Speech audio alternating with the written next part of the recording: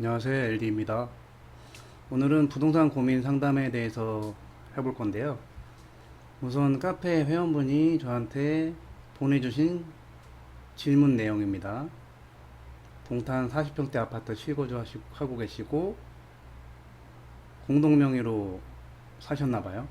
그리고 상가 하나 있고 그 외에 현재 여유자금으로 6천만 원이 있는데 이거를 투자를 하고 싶으신데 1번 서울의 초기 재개발 썩빌이라고 하죠. 공시가 1억 미만의 빌라를 구입하는 게 좋을지 아니면 6천만 원으로 지방의 아파트 갭 투자하는 게 좋을지, 그리고 구입 시 새로 투자를 할 경우 공동명의로 할 때 장단점이 무엇인지, 그리고 네 번째, 혹 자녀 11세 자녀분 이름으로 증여를 해서 구입하면 어떤 게 좋은지 물어보셨는데, 우선 뭐 1번에 대해서 말씀드리면, 그러니까 지금 실거주 주택 하나 아파트 가지고 계시고 상가는 뭐 제가 모르니까 말씀 못 드리고요. 그다음에 남은 현금 6천만 원으로 어디에 투자할지 고민을 하시고 계신 것 같은데, 우선 1번에 서울의 썩빌,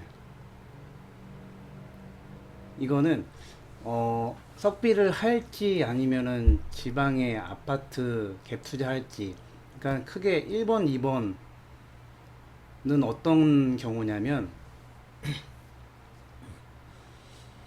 그러니까 빌라를 할지 아파트를 할지 결정한다고 보시면 되거든요. 선택하시면 되는데, 이거는 뭘 기준으로 선택을 하시냐면은 여러분이 질문하신 본인이 공격적인 투자 스타일인지 아니면 보수적인 투자 스타일인지 먼저 판단을 하시는 게 중요해요. 그리고 이 6천만 원이라는 돈이 빚을 내서 만든 현금이 아니라 그냥 여유 자금으로서 있어도 그만 없어도 그만, 물론 손실이 나면은 기분은 나쁘겠지만 생활하는데 크게 지장이 없을 정도의 여유 자금이라고 하면은 인지 아닌지, 그거를 우선 파악하는 게 중요하거든요.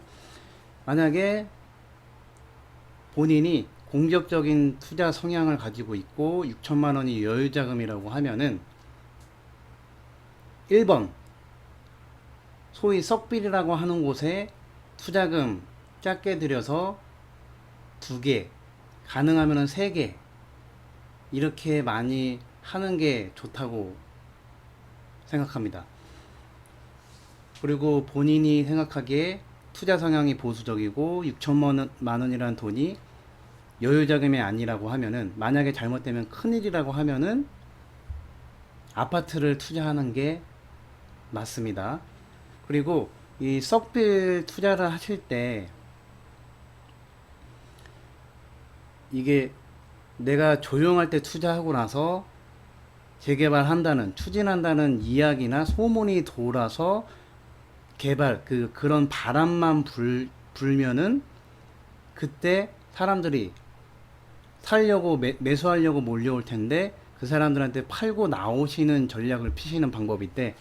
이거는 언제 사람들이 관심을 갖고 올지 정확히 알 수가 없어요. 그러니까 수시로 치고 빠질 수 있는 방식의 투자를 하셔야 되는데, 그러려면은 개인 명의로 만약에 투자를 하신다면은 단기 투자가 불가능하잖아요. 그렇죠? 물론 나는 1년 미만, 2년 미만 양도세율이 높다고 해도 그냥 그거라도 괜찮다 하시면 상관없지만, 그래도 세금을 최대한 아끼고 싶으신 분이라면은 법인이 단기 매도를 하면은 개인보다는 양도세율이 많이 유리하거든요. 그러니까 법인으로 이 썩빌 투자를 하시는 게 좋지 않을까 생각해요. 그리고 개인도 본인이 괜찮다고 하면은 상관은 없어요. 그리고 지방의 아파트 갭 투자하는 경우도, 이것도 저는 지방 어디에 투자하실지는 모르겠지만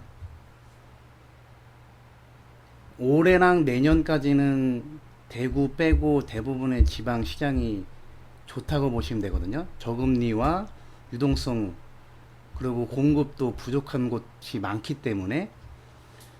근데 올해랑 내년까지는 상승한다고 하지만 그 이후가 어떻게 될지는 지방 시장에서 확신을 갖고 말할 수 있는 게 그렇게 아직까지는 없거든요.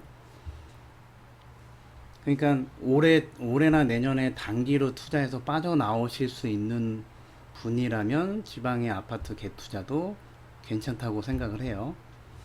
그러니까 개인으로 할지 법인으로 할지는 그거는 여러분의 투자 상황과 현재 여러 가지 상황에 따라서 결정하시면 되고, 그리고 구입 시 만약에 투자를 추가로 더 한다면 공동명의가 좋을지 물어보셨는데, 공동명의로 할 경우 장단점이 여기 있거든요.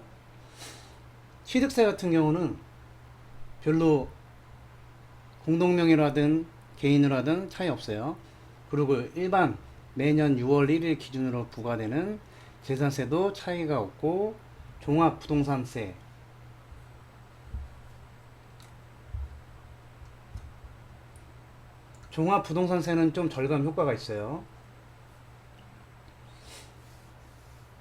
공시가 기준으로 6억이 기준인데 각각 2분의 1로 나누면은 총 단독명이면 공시가 합계액이 6억인데 공동명이면 남편 6억, 부인 6억으로 해서 총 12억이 되기 전까지는 종부세에서 자유롭다고 보시면 되겠죠. 그리고 종합소득세도 절감을 할 수 있어요. 부동산 매입해서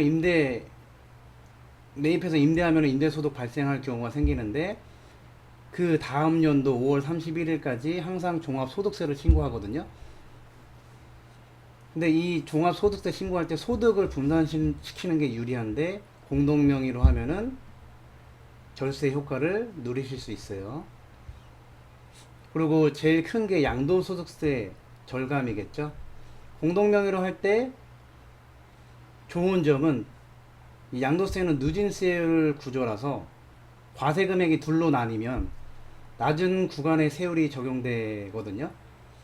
예를 들어서 단독명의 35%의 양도세율이 적용될 것이 공동명의로 한다고 하면은 각 24%의 세율로 적용을 받을 수 있어서 양도세율을 줄일 수 있겠죠. 그리고 또 한 가지 유리한 점은 1인당 1년에 한 번 받을 수 있는 기본 공제가 있는데, 단독명의는 250만 원밖에 안 되는데 공동명의는 남편 250, 부인 250에서 총 500만 원의 공제를 받을 수 있다고 보시면 돼요. 그리고 상속세 절감 효과도 있는데 뭐 이거는 상관없겠죠. 그리고 자금 출처 조사로부터 좀 안전하다고 보시면 돼요. 부부간에 10년간 6억까지 증여세가 과세되지 않는데, 공동등기하면은 배우자 한 명의 지분이 6억 원 이하라고 하면은 증여세는 당연히 과세되지 않고 동시에 자금 출처에서도 자유로울 수 있습니다. 이 정도의 동동명을 했을 때 장단점이 있고요.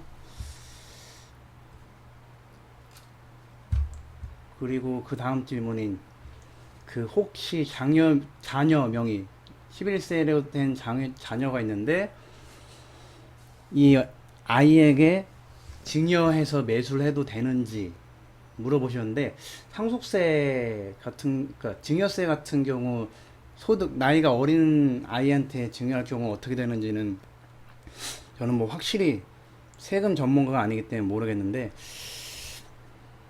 너무 어린 애한테 하는 거는 좀 그렇지 않을까요? 그러니까 이거는 여러분 선택하시면 돼요. 아무리 소득이 없어도 증여세 낼 거 다 내고 꺼리낌 없이 뭐 꿀릴 거 없이 투명하게 자금 계획을 짜서 제공한 국세청이 낸다면 문제될 건 없다고 봐요. 이건 선택하시면 될 것 같아요. 네, 이번 시간 고민 상담은 여기까지 하겠습니다. 구독과 좋아요 꼭 눌러서 벼락거지 면하세요.